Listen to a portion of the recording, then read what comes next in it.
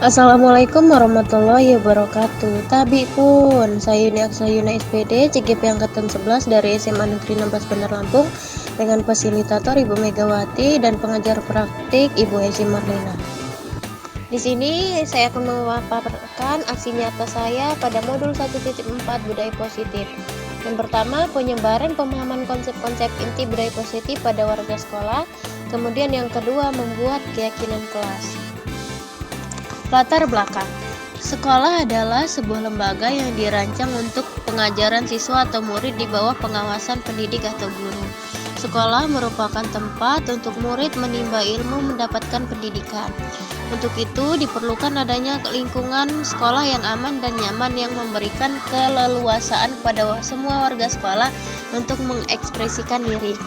Dengan situasi yang nyaman akan mempermudah bagi sekolah untuk menuntun dan mengembangkan budaya positif yang dapat mendukung ketercapaian tujuan pendidikan yang sesuai dengan profil pelajar Pancasila. Untuk itu, penting bagi sekolah untuk menerapkan budaya positif dalam rangka terciptanya pendidikan yang nyaman, aman, dan menyenangkan. Tujuan yang pertama, meningkatkan pemahaman budaya positif pada warga sekolah. Yang kedua, terbentuknya motivasi intrinsik pada murid. Yang ketiga, menunjukkan keberanian murid dalam mengemukakan pendapat atau usul tentang keyakinan kelas yang ingin diciptakan dan disepakati.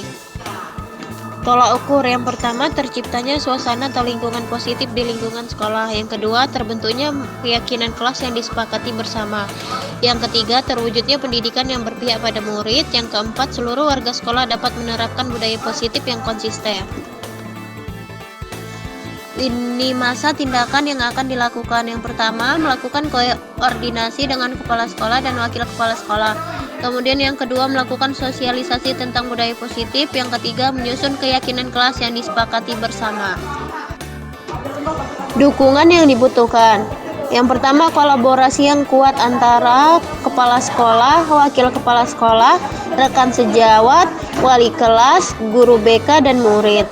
Yang kedua, alat tulis untuk membuat keyakinan kelas. Baik, Assalamualaikum warahmatullahi wabarakatuh. Selamat pagi dan salam sejahtera untuk kita semua. Tabi pun. Oke, di sini saya akan menyebarkan pemahaman, pengalaman, dan penerapan budaya positif di sekolah. Di sini saya bukan mengguru ya Bapak Ibu, cuma saya menyebarkan itu ilmu yang saya dapat selama pendidikan CMGP untuk modul 1.4. Ya, untuk pembuka kali ini saya kasih sebuah pantun ya, nanti bilangnya sikop. Oke deh, siap. Pergi sekolah membawa buku. Tidak lupa membeli pena. Saya ucapkan terima kasih dahulu buat Bapak Ibu hebat semuanya. Oke, di sini saya akan menyebarkan tentang informasi budaya positif. Budaya positif itu apa sih sebenarnya? Ketika Bapak Ibu mendengar kata budaya positif itu apa yang ada di pikiran Bapak Ibu? Ya, hal-hal yang baik. Kemudian apa lagi? Ya, pembiasaan yang baik ya. Jadi budaya positif itu adalah nilai-nilai keyakinan dan kebiasaan-kebiasaan di sekolah yang berpihak pada murid. Hal itu dilakukan agar murid dapat berkembang menjadi pribadi yang kritis, penuh hormat dan bertanggung jawab ya Bapak Ibu. Artinya dalam sekolah itu sangat penting kita untuk menciptakan atau menerapkan budaya positif ini ya. Karena untuk salah satu untuk mewujudkan visi sekolah ini yang kita harus menerapkan budaya positif. Oke, yang pertama ada perubahan paradigma belajar. Kita sekarang sudah kurikulum merdeka semua ya Bapak Ibu.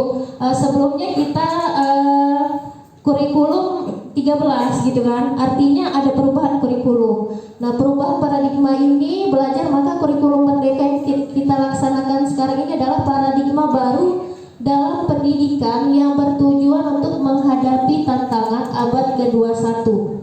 Paradigma ini menekankan pada pengembangan keterampilan abad ke-21 seperti keterampilan berpikir kritis, kemudian kreativitas, kolaborasi, komunikasi, pemecahan masalah dan literasi digital. Nah, kita apa sih yang sangat membedakan kurikulum sebelumnya dengan kurikulum Merdeka? Tentu terlihat jelas kalau kurikulum Merdeka ini ada P5-nya ya, profil pelajar Pancasila. Nah, untuk profil pelajar Pancasila itu kan ada 6 dimensi: beriman dan bertakwa kepada Tuhan yang Maha Esa, kemudian berkebinekaan global, bergotong royong, mandiri, bernalar kritis, dan penuh kreativitas.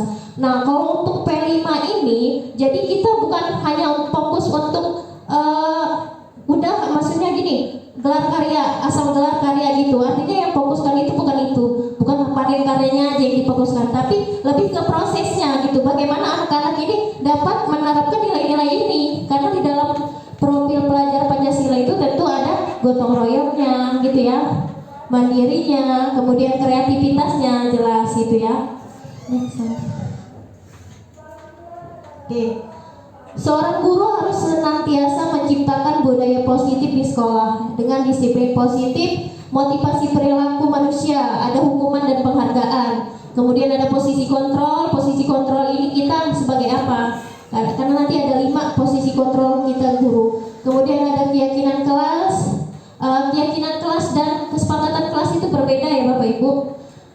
Kemudian ada segitiga restitusi. Nanti akan saya jelaskan di akhir. Dan apa sih materinya?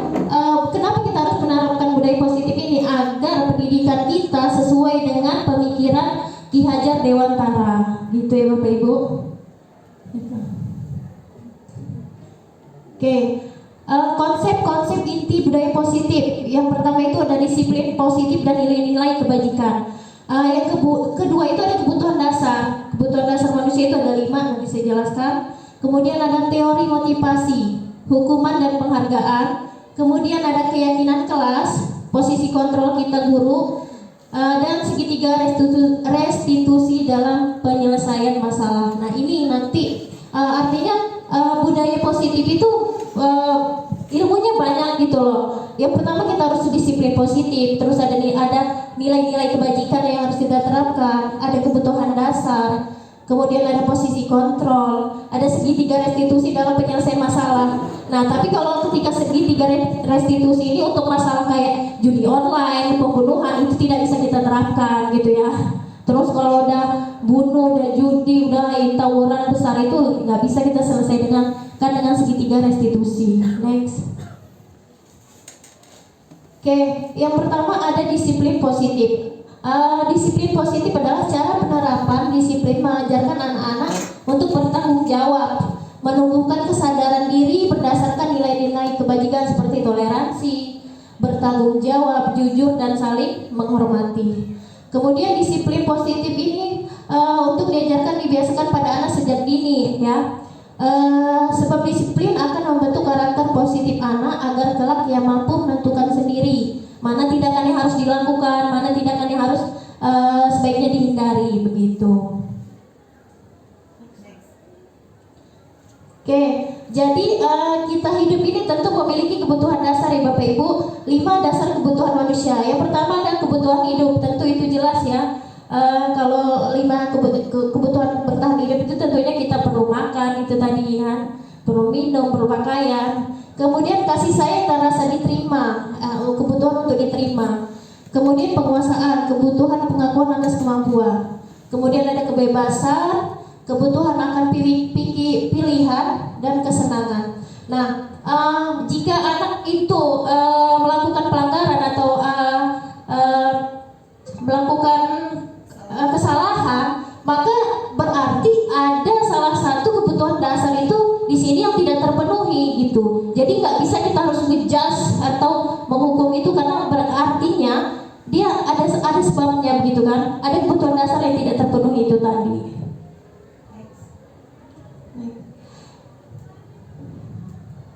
Ya. Kemudian ada teori motivasi, hukuman, dan penghargaan.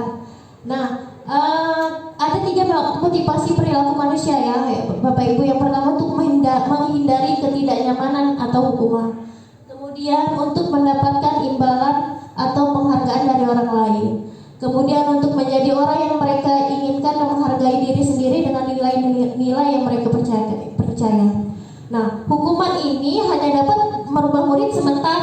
gitu ya. Penghargaan juga tidak efektif karena jika anak mengharapkan suatu penghargaan dan tidak mendapatkannya, maka ada rasa berkecil hati, ada rasa kecewa gitu. Maka hal yang paling baik adalah termotivasi secara internal ya. Artinya secara internal itu artinya dari dalam ya Bapak Ibu. Sumber dorongan utama untuk belajar berasal dari dalam dirinya sendiri. Karena kamu merasa senang dan melakukannya atas keinginannya sendiri begitu. Oke, kemudian ada motivasi intrinsik atau yang bisa kita sebut dengan eksternal itu tadi ya, berarti X dari luar ya. Nah, motivasi ini muncul karena adanya pengaruh yang datangnya dari luar maupun orang lain. Nah, biasanya motivasi ini itu karena orang itu ingin mendapatkan sesuatu atau menghindari sesuatu. Misalnya menghindari hukuman, kemudian menghindari menginginkan suatu penghargaan gitu. Kemudian ada contoh dari motivasi ekstrinsik ketika seseorang ingin mendapatkan penghargaan, itu tadi kata saya, penghargaan berupa pujian atau bonus tadi. Kemudian seorang ingin mengikuti gaya hidup orang lain, dia maksudnya kayak ngerasa gengsi gitu ya, kalau saya nggak bisa kayak dia gitu. Ketika seseorang memiliki keinginan untuk dapat diterima oleh orang lain dan masih banyak lagi.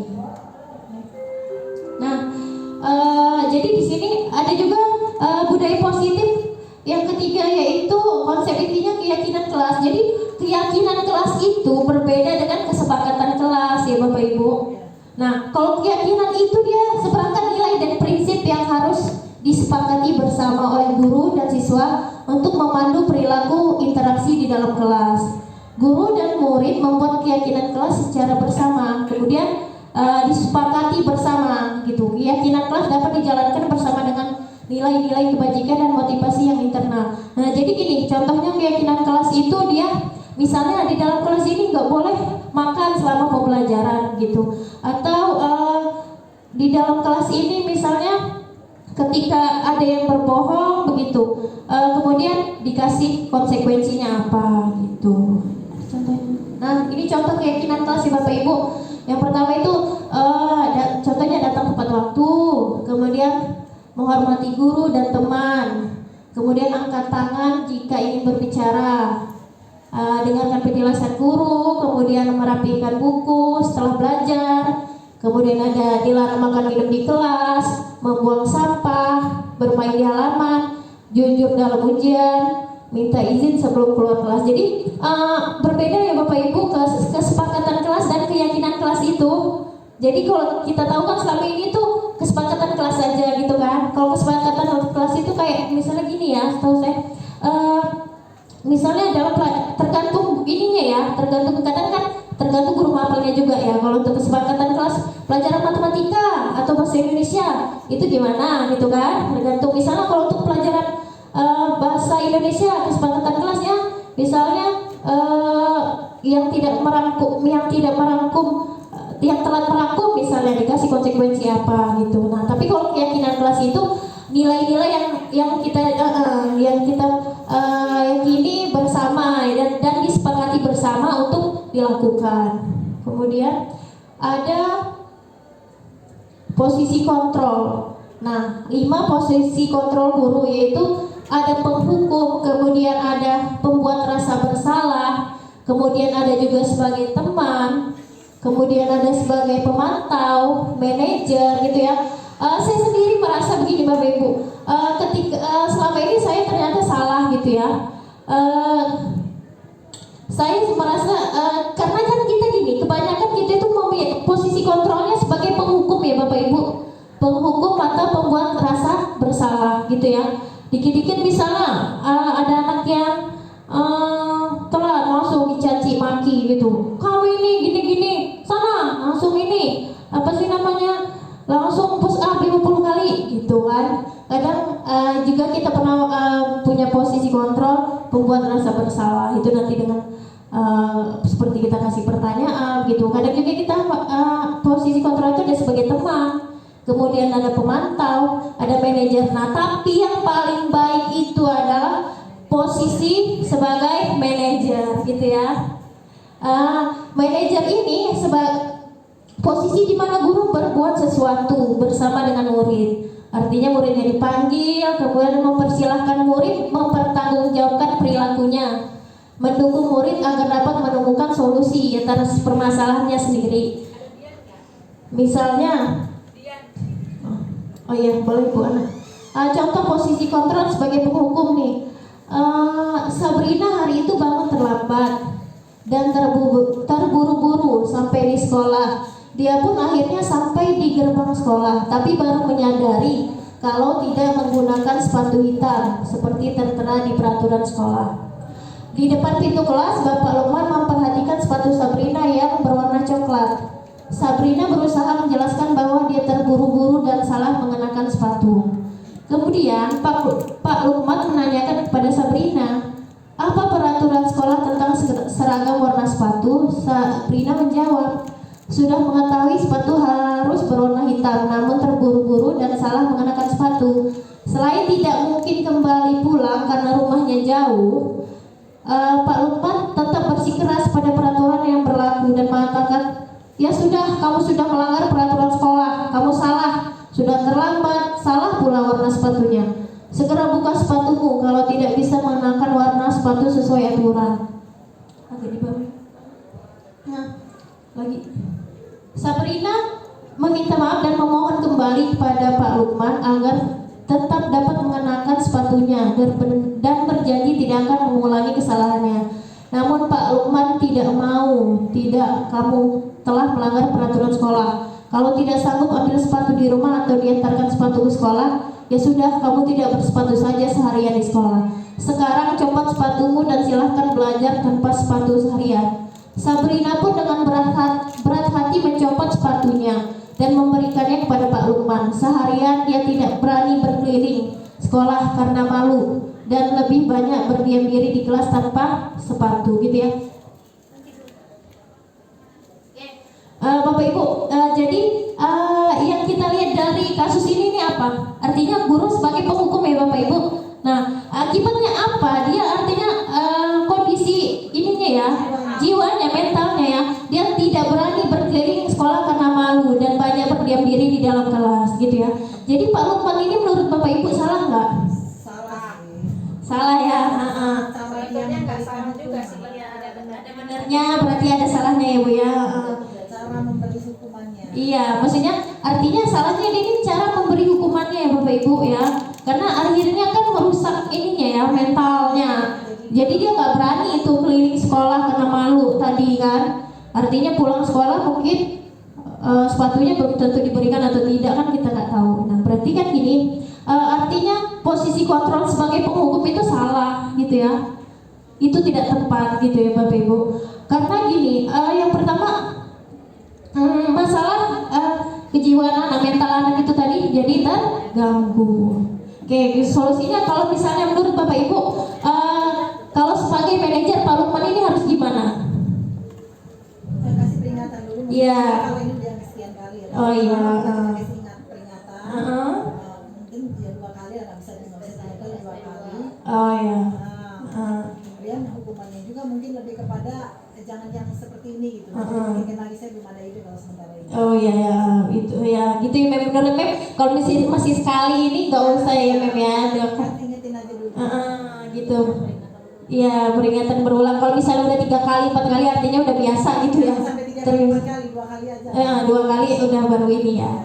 Oke, coba ada lagi Bapak Ibu ingin berpendapat, menurut Bapak Ibu gimana untuk kasus ini?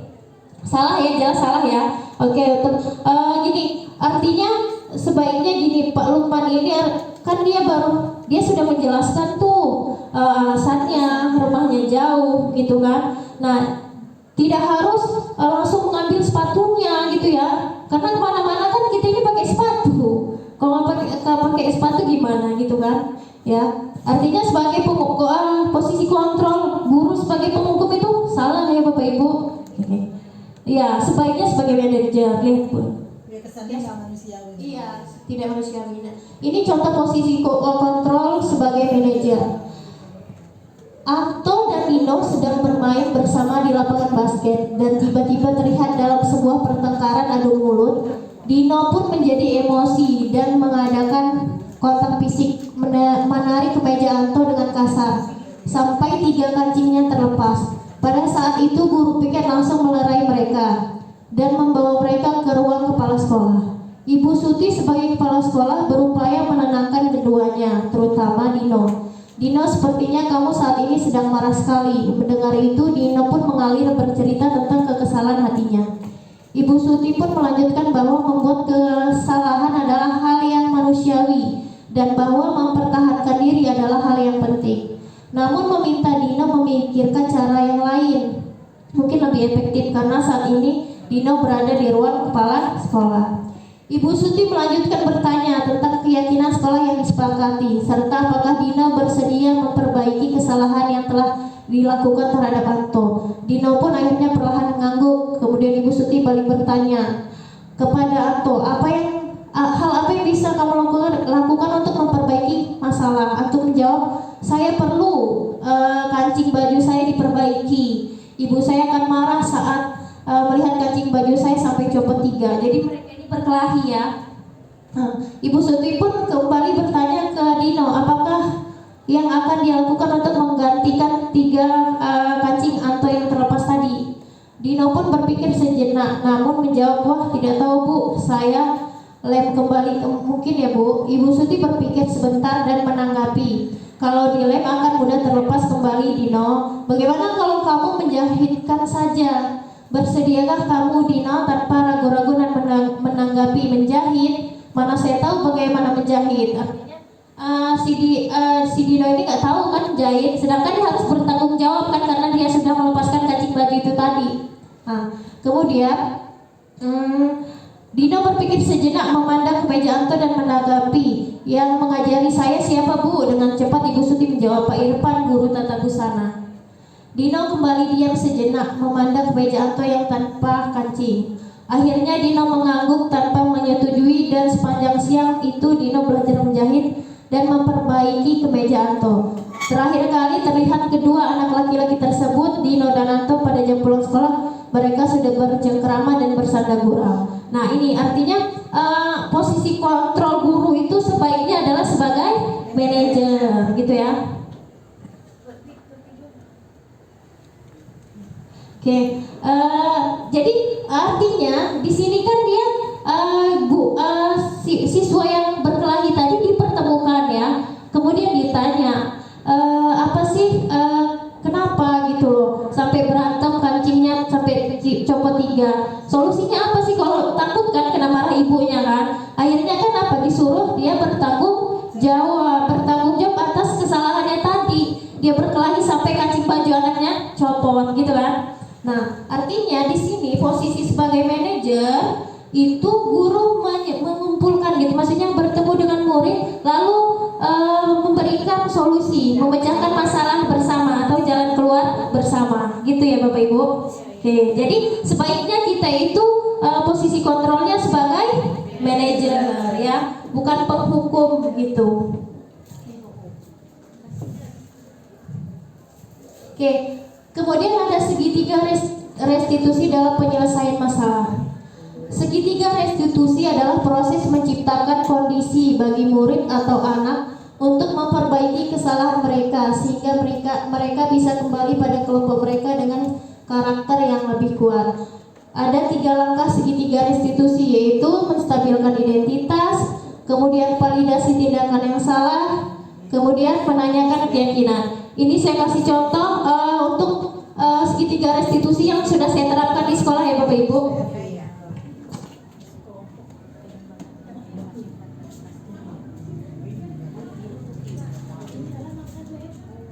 Bapak Ibu, jadi ada langkah-langkahnya untuk segitiga restitusi itu: menstabilkan identitas, validasi tindakan yang salah, menanyakan keyakinan.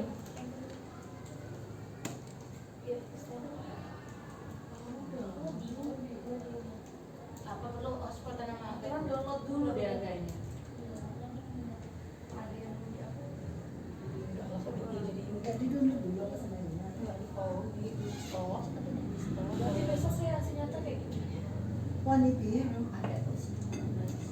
Ya, nanti saya coba lagi deh. Ini pakai wifi ini udah banyak. Kalau ini ya, cuma loh. Pakai HP.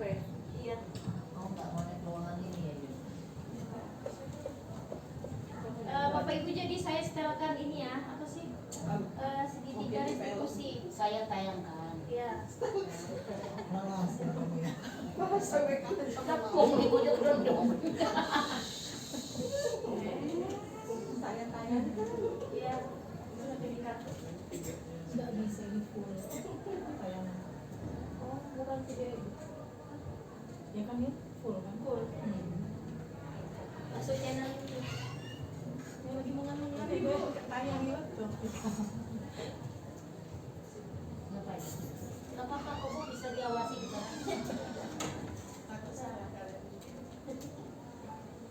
Aduh, buat paspor dulu.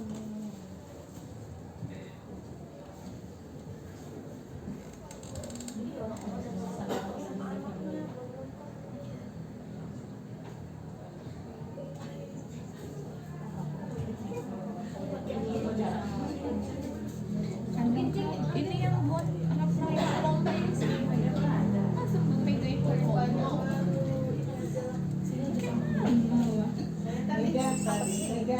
Megaria ikut lomba dalam rojo bunting. mungkin ingat saya udah lahiran. Itu kan anak yang kedua. Ya nanti kelompok satu juga saya nggak bisa. Jadi satu kelompok harus sama Pak Katrina. Jalan di depan. Saya udah serius banget. Kamu cuma makan-makan di sini. Coba pakai punya gue.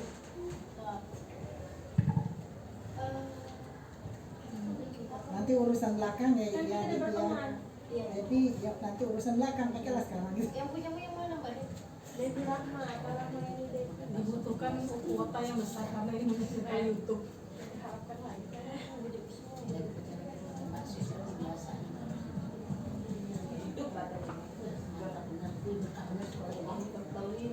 Kata saya,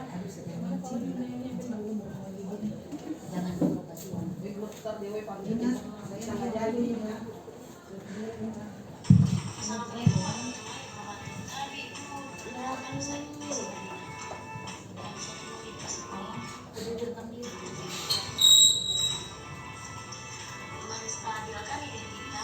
Bapak Ibu, jadi langkah segitiga restitusi itu ada 3 ya. Nah, segitiga restitusi ini bisa kita terapkan untuk anak yang melakukan pelanggaran atau yang melakukan kesalahan, tapi untuk bukan untuk masalah besar gitu. Kalau udah bunuh orang, kemudian judi online yang tidak bisa kita selesaikan dengan segitiga restitusi. Yang pertama itu menstabilkan identitas. Langkah ini bertujuan untuk mengubah orang yang gagal karena berbuat kesalahan menjadi orang sukses saat dalam kondisi emosional. Otak tidak akan mampu berpikir rasional. Pada tahap inilah guru berupaya menstabilkan identitas anak sehingga bisa lebih tenang dalam mencari solusi untuk menyelesaikan permasalahan. Kemudian yang kedua ada validasi tindakan yang salah. Validasi tindakan yang salah dalam segitiga restitusi melibatkan pengakuan dan penerimaan perasaan serta tindakan siswa bahkan jika mereka telah melakukan kesalahan.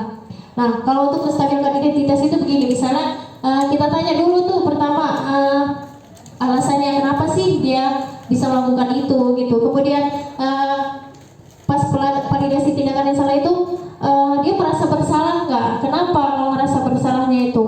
Kemudian menanyakan keyakinan, artinya perlakuannya itu sudah benar belum gitu ya?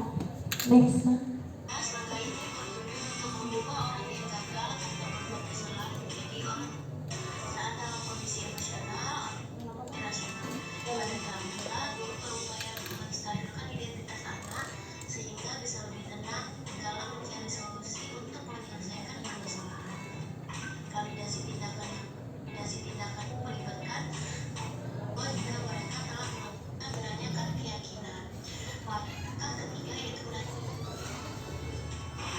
Nah, ini untuk kasus yang sudah saya terapkan, dia si Pari ini izinnya ke WC, taunya ke kamar mandi. Saya terapkan segitiga restitusi ini.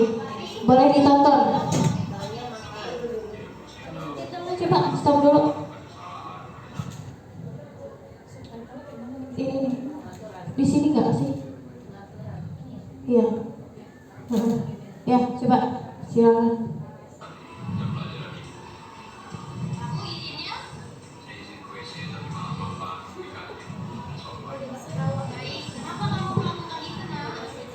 Nah, artinya kita tanya dulu, dia itu bisa kayak gitu tuh. Dia jadi izinnya ke WC gitu kan. Tapi dia malah ke kantin. Kita tanya dulu, kenapa sih penyebabnya, kenapa dia ke kantin itu tadi. Tahu ternyata dia izinnya ke WC malah ke kantin itu karena dia kelaparan tadi. Dia nggak sempat makan waktu jam istirahat gitu. Coba.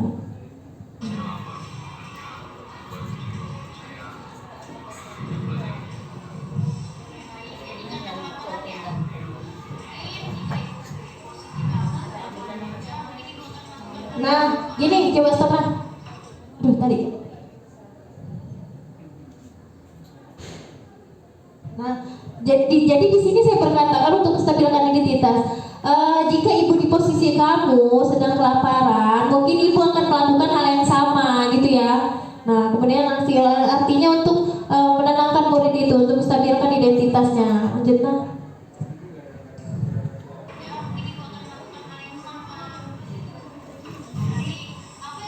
Nah, coba kita stop, nah, coba.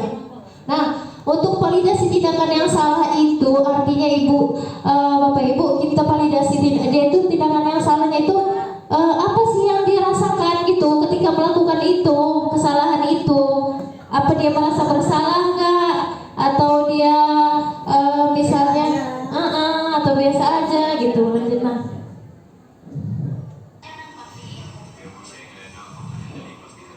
Nah, pas dia apa sih namanya? Saya tanya tadi, kamu merasa bersalah nggak? Kamu sudah seperti itu? Dia jawab, dia nggak enak tadi, makanya dia makannya buru-buru. Jadi ada rasa bersalah dari dalam dirinya gitu ya, Bapak Ibu.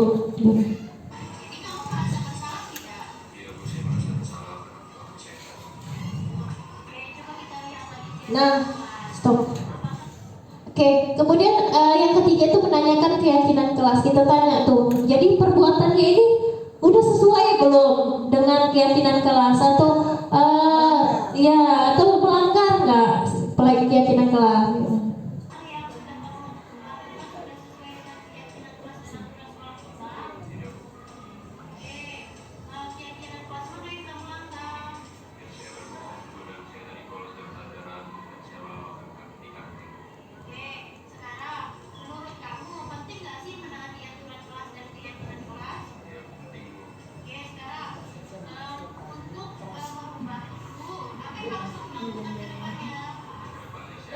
Jadi kita tanya tuh dia, ke depannya itu mau gimana? Mau gitu-gitu aja izin ke WC, terus malah ke kantin itu. Nah kita tanya, jadi dia mau berubah lebih baik lagi nggak? Apa sih yang harus dia lakukan biar tidak begitu lagi gitu ya untuk tahap 3 segitiga restitusi. Lanjut, buat.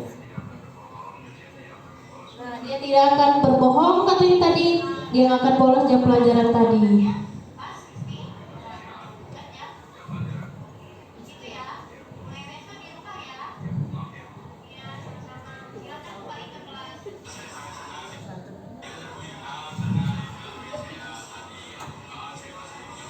Nah ini dari testimoni dari murid.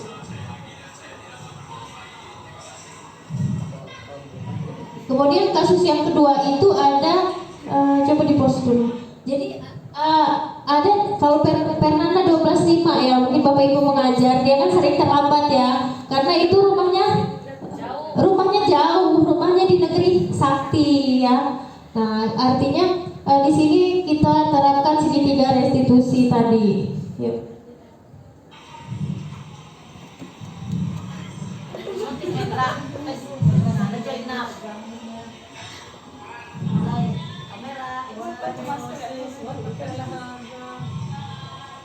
Nah jadi dia ini datang terlambat. Saya waktu itu masuk jam 7.15, dia ini masuk jam 7.30 baru masuk kelas gitu ya.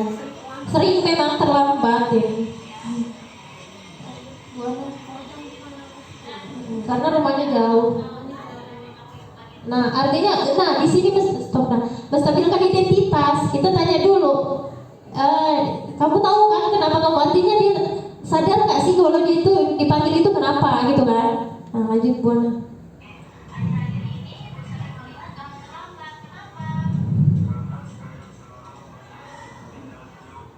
Nah karena rumahnya lebih jauh tuh, artinya alasannya karena bangunnya kesiangan juga.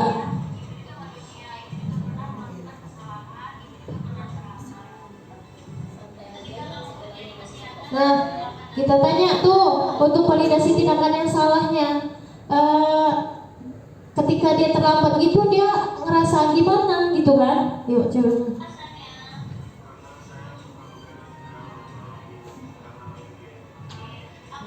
Karena dia main game ya.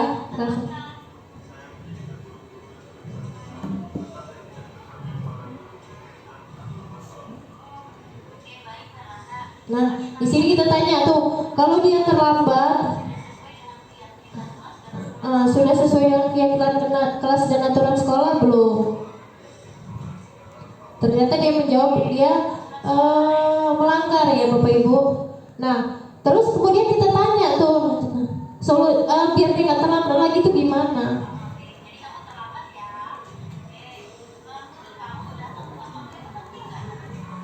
Kita tanya, penting nggak menurut kamu datang tepat waktu itu?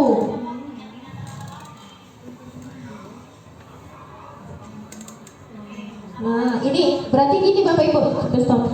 Di sini dia sudah bilang bahwa untuk langkah yang tiga menanyakan keyakinan itu dia nggak akan terlambat lagi dengan cara bangun lebih pagi dan nggak akan main game malam lagi, gitu ya. Jadi untuk segitiga restitusi ini bisa kita coba dan kita terapkan. Nah, untuk secara keseluruhan budaya positif ini bisa kita maksimalkan dengan konsep-konsep ini tadi. Yang pertama disiplin positif, kemudian kita tahu teori posisi kontrol kita sebagai guru itu sebaiknya menjadi apa tadi?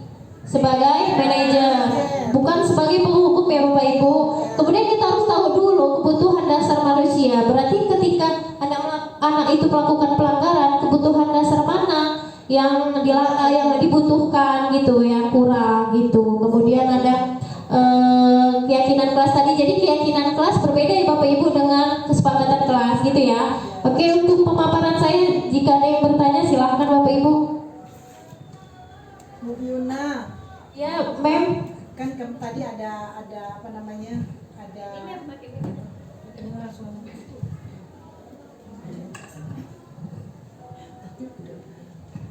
Iya Bu Yuna, tadi katanya kesepakatan kelas sama keyakinan kelas tuh berbeda ya. Bisa nggak ditekankan biar saya memang udah paham sedikit, tapi kalau ditekankan lebih ininya, contoh kalau kesepakatan sama keyakinan bedanya gimana itu biar lebih ini, tolong ya. Terima kasih. Oke, saya tampilkan sedikit ya memang kalau untuk keyakinan kelas itu slide-nya.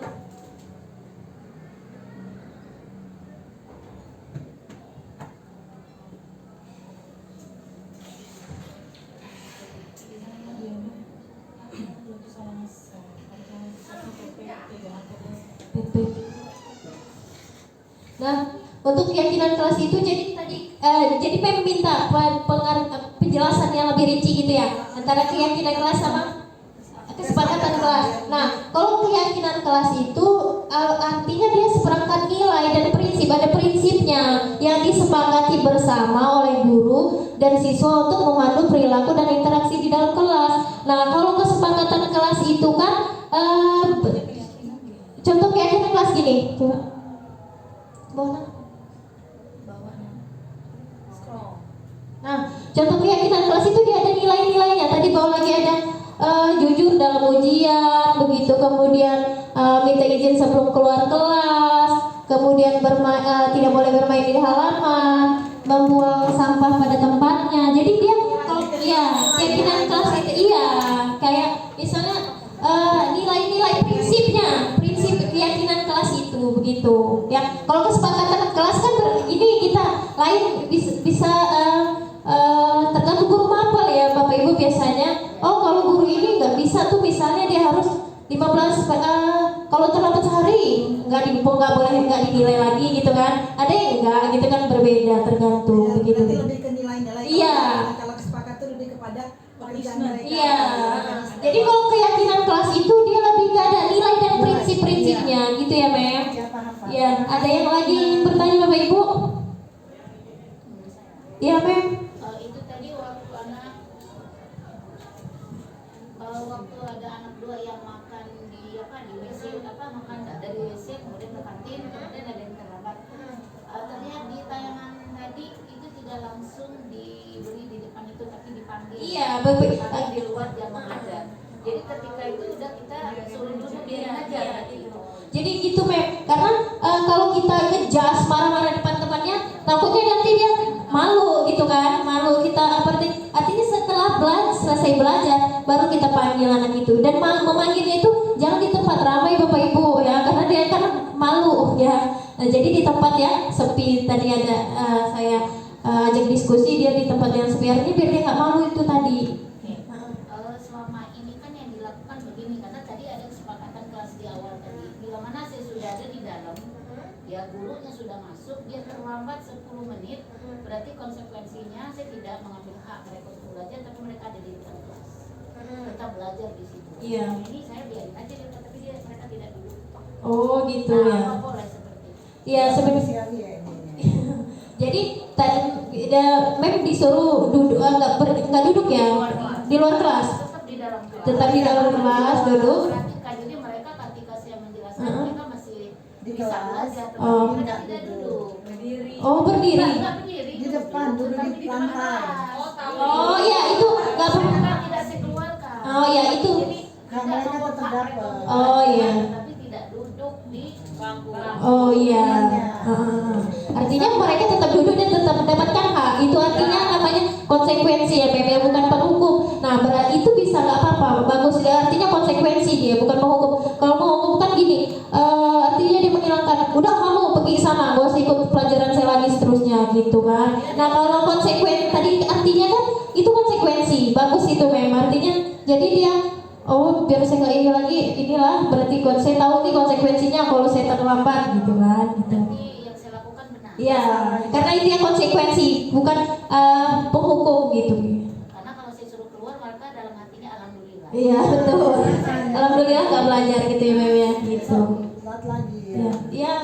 Bu Reni, saya kan piket, kebetulan kalau piket itu yang terlambat termasuk anaknya Bu ini tadi. Fernanda. Jadi waktu anak itu piket, saya piket, anak itu terlambat kemarin, saya tawarkan ke anaknya, ini kamu terlambat, kamu harus apa supaya nggak terlambat ya? Saya nanti bangun, dia udah menawarkan ya Bu, saya akan bangun lebih pagi lagi Bu, saya nggak begadang lagi, biar saya nggak terlambat lagi, karena itu udah yang kedua kali ya Bu. Iya. Jadi supaya kamu sadar kalau kamu ini salah, terus tuh apa kira-kira saya menawarkan hukumannya itu ke dia sendiri Bu. Jadi itu dia kemarin pilih push up itu 20 kali. Nah saya mau nanya posisi saya di situ jadi sebagai apa kalau seperti itu? Tapi kan hukumannya dari anaknya langsung, bukan dari saya. Kamu push up gitu, bukan dia sendiri. Oke Bu, sebagai konsekuensinya saya push up aja 20 kali. Oke, nanti minggu depan jangan diulangi lagi ya Nak. Nah itu artinya Bu Reni bukan sebagai penghukum ya, cuma Ibu Reni ditanyakan kan begitu, kamu maunya gimana nih, kamu mau ngapain? Nah artinya sudah ini ya apa namanya posisi manajer itu tadi ya, karena Ibu Reni ditanyakan dulu kan kenapa dia terlambat, apakah dia akan mengulangi kesalahannya lagi, terus apa yang harus dia tebus gitu kan untuk kesalahan terlambatnya itu dengan konsekuensi. Itu sudah nggak salah Bu, artinya dia atas keinginannya sendiri kan untuk begitu. Oke Bapak Ibu, ada yang ingin ditanyakan lagi? Cukup ya. Oke, gitu ya Bapak Ibu, bisa ya kita terapkan budaya positif kita di sekolah. Yang pertama tadi kita harus tahu dulu kebutuhan siswa itu, kebutuhan dasar siswa yang kurang itu apa gitu ya. Kemudian kita tahu juga nilai-nilai kebajikan yang harus kita terapkan itu gimana. Kita buat keyakinan kelas yang disepakati bersama. Kemudian untuk permasalahan melanggar siswa yang melanggar aturan itu kita bisa terapkan dengan menggunakan segitiga restitusi. Oke, demikian ya Bapak Ibu untuk pemaparan saya kali ini. Artinya saya bukan menggurui, cuma saya sharing aja gitu ya, berbagi. Kita di sini sama-sama belajar gitu. Gitu ya Bapak Ibu. Terima kasih atas waktunya. Saya akhiri. Wassalamualaikum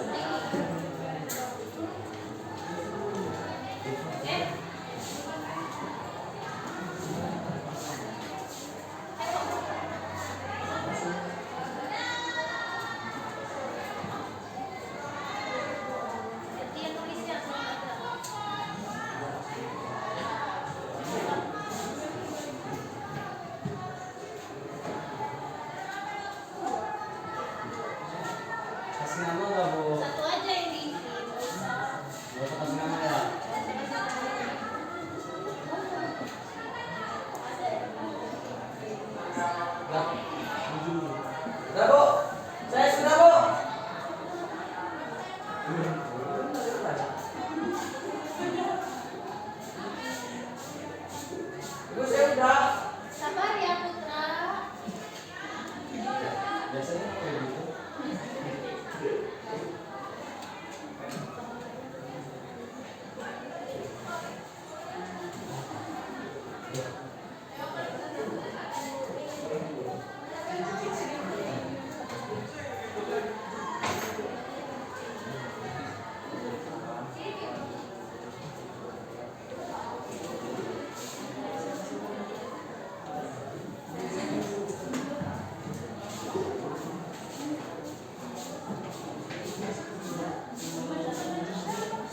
Jadi gini, nilai-nilai keyakinan kelas itu kalian tulis. Menurut kalian apa yang harus diterapkan di keyakinan kelas ini ya?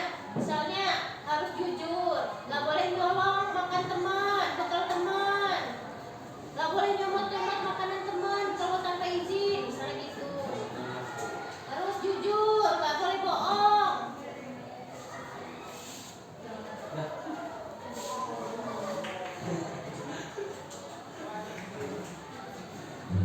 Ayo Luna, udah dong.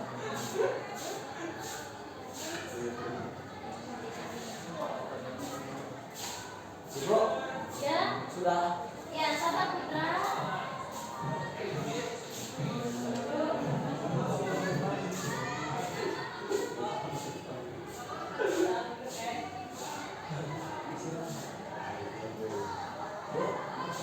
Sudah.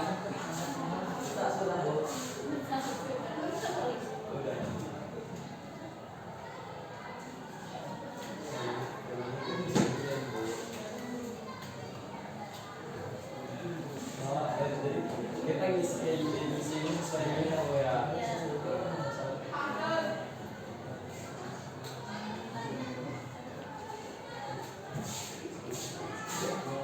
Jadi ini ya nilai dan prinsip tadi. Ya, Bu. Nilai dan prinsip. Di dalamnya ada nilai-nilai kebajikan. Bertanggung jawab, misalnya ada tugas dikerjain. Coba kalau bertanggung jawab itu contohnya gimana? Tiket. Piket kelas. Mengerjakan tugas. Ya, terus apa lagi? Terus ulangan. Ya, jalan di Ya, itu tanggung jawab. Gitu ya. Mau ditanya kayak gitu.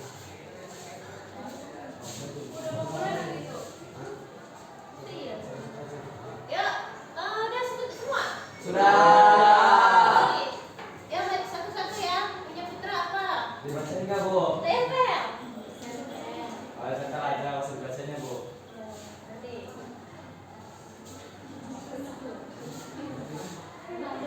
Semua menitnya.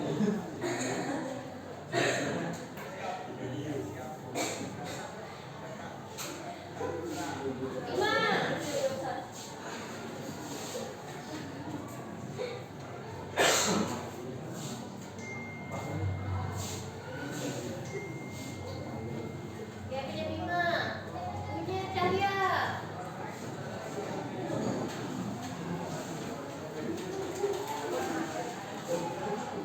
Punya Nurti.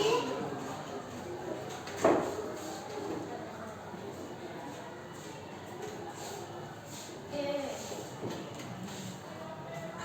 Terus, yang punya Stefani.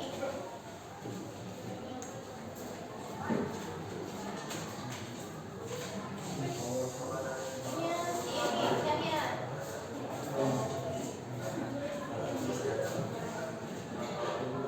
Terus, Irfan, Nesya.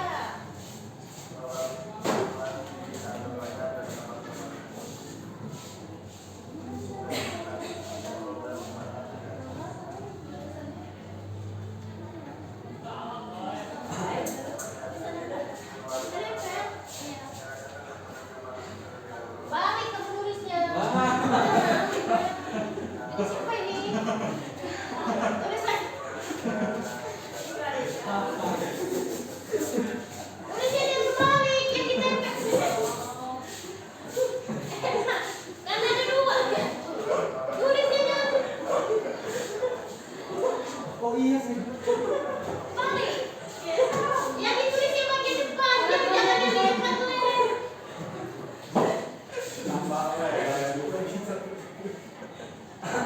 Bisa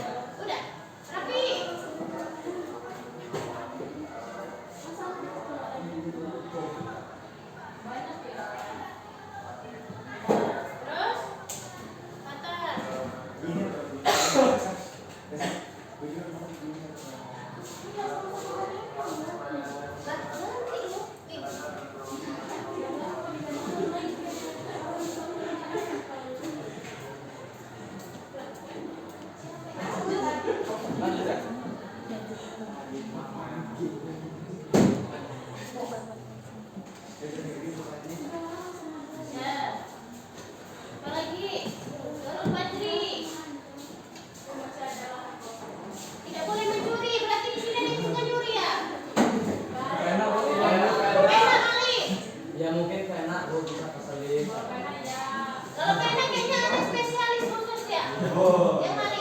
Kalau HP ditinggalin jangan kebiasaan.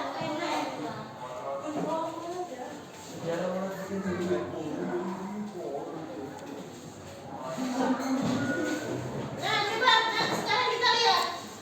Di sini kalian sudah mengungkapkan pendapat ya tentang keyakinan kelas ya.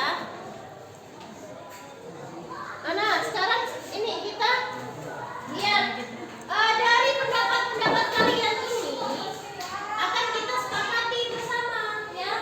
Yang pertama berarti keyakinan kelasnya keyakinan kelas 12F ya. F5. Yang pertama ini katanya tidak boleh membuli. Tuh, nggak boleh membuli ya. Sepakat nggak? Berarti tidak boleh membuli. Kemudian jujur ya, ini tidak boleh bohong. Berarti jujur.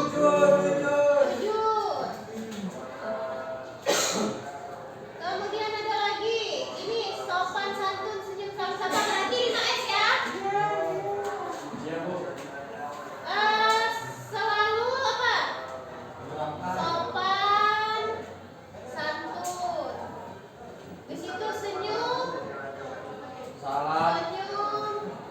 salam, Sapa. apalagi kalau ada gurunya.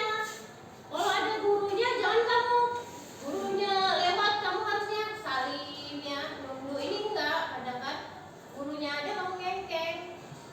Kalau petang-petang petenteng kayak preman. Nah, kemudian tidak boleh melawan. Sepakat nggak? Yang nggak boleh melawan siapa? Gurunya. Tidak boleh melawan guru. Melawan guru. Kemudian yang keenam, jujur sudah tidak berisik saat jam pelajaran. Sepakat nggak? Jadi kalau jam pelajaran nggak boleh tidak berisik. Kalau seandainya gurunya nggak ada, ya itu kan kebebasan kalian. Tapi ketika ada gurunya, jam pelajaran itu tidak boleh berisik. Kemudian disiplin. Mau disiplin, sepakat nggak? Disiplin datang tepat waktu ya.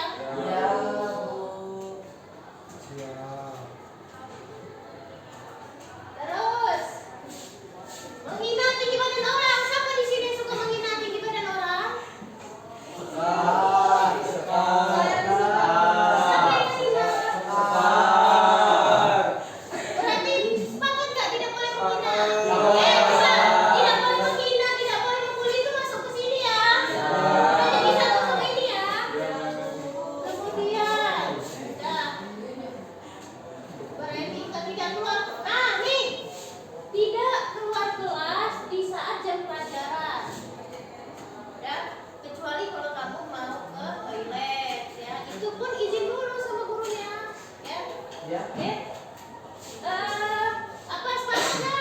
Apa sepakatnya? Tidak boleh keluar kelas saat jam pelajaran ya.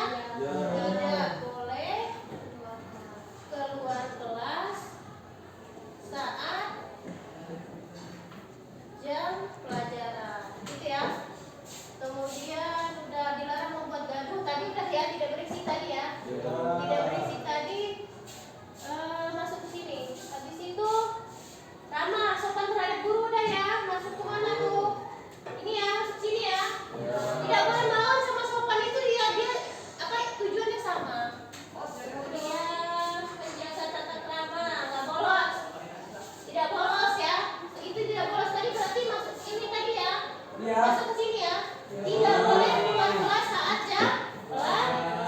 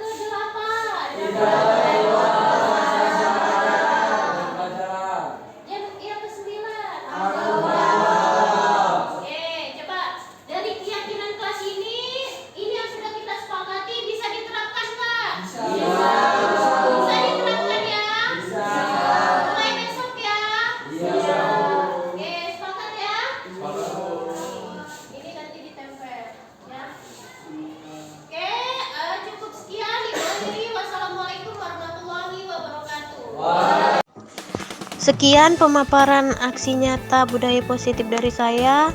Terima kasih. Wassalamualaikum warahmatullahi wabarakatuh.